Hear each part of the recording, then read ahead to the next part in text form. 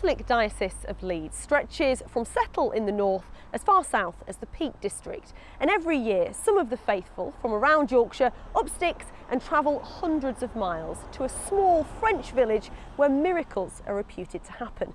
I went along to witness this unique social and religious event. Check in. Check in. Take on here.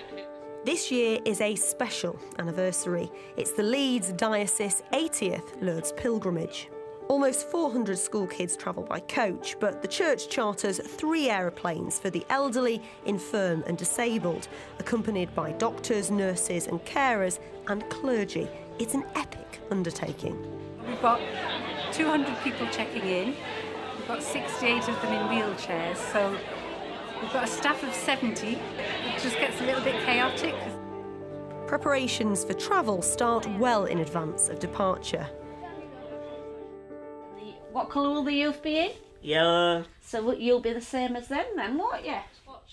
In Bradford, Matthew, his mum Angie and dad Albert are Lourdes veterans of many years.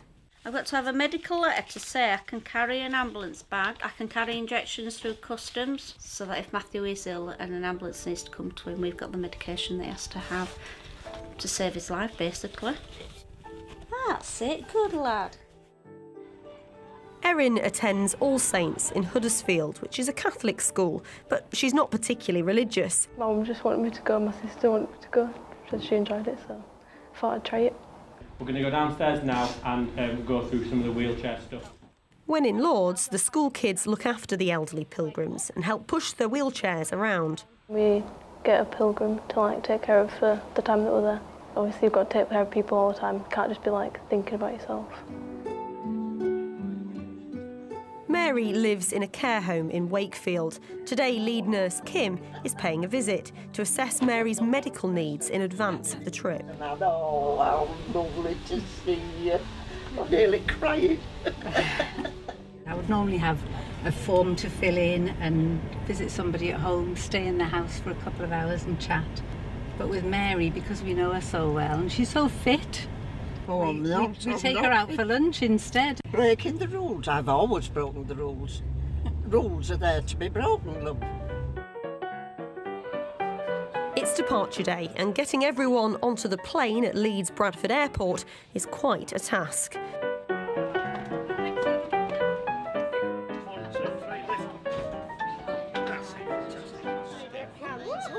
We've missed our take-off slot though, so we've got to wait for the next one, which I think might be in about 10 minutes.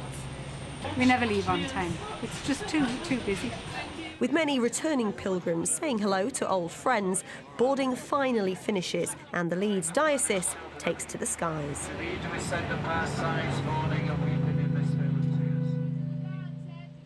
Lourdes has become a global destination for around 5 million Catholics every year. The centre of town is dominated by the pilgrimage industry. It has more hotels than anywhere in France outside of Paris. And at the centre of it all is the sacred area known as the sanctuary. Back in 1858, a 14-year-old girl called Bernadette reported that she saw a vision of a beautiful lady surrounded by a dazzling light here at the grotto behind me. The vision, which has been recognised by the church as the Virgin Mary, asked for a chapel to be built here on the site. After 3, everybody says cheese. 1, 2, 3, cheese. For many of the Leeds Diocese, Lourdes has a special spiritual and social appeal that brings them back every year. You like meeting people, don't you? Yeah. In Lourdes, there's not one special person. Everybody is the same. And that's right from the bishop right down to the likes of us, really. It's the feelings that you get in Lourdes. Once you enter the domain and leave all the rest behind, that peace settles on you. Many of the religious ceremonies in Lourdes focus on those travelling with sickness or disability, including a huge service in an underground basilica for pilgrims from all over the world. I caught up with Nurse Kim on the way down there. We're about to go to another procession now. This is the one that people believe miracles happening or the cures happening, Yes, is that right? It is. It's what it's most famous for. The priests go around the sick who are placed at the front and they'll hold the monstrance and the body of Christ up and bless the sick. Remember us, O Lord. If there's an immediate cure, if somebody maybe suddenly gets out of a wheelchair and claims to be cured, then there's 4 doctors who have witnessed it, and that might be the start of an official investigation into whether or not that's a miracle. Have you seen anything that you think was a miracle? Have you seen any cures? I have seen a lot of people change, particularly people that have got a terminal illness or a chronic progressive illness, where they've come hoping to be cured and they've gone home accepting their condition. Do you believe in miracles? I do, yeah. You're a nurse, you work with science and medicine. How does that sit next to a belief in miracles? I find it quite easy because I've got faith, so I believe in God, and I come to Lourdes and I see what happens here. In the evening, after the blessing of the sick Mass, there was a garden party celebrating Leeds' 80th Lourdes anniversary. Later, we caught up with Matthew's father, Albert. We know when we come Matthew's going to go back home in the wheelchair. We're not looking for that kind of a miracle.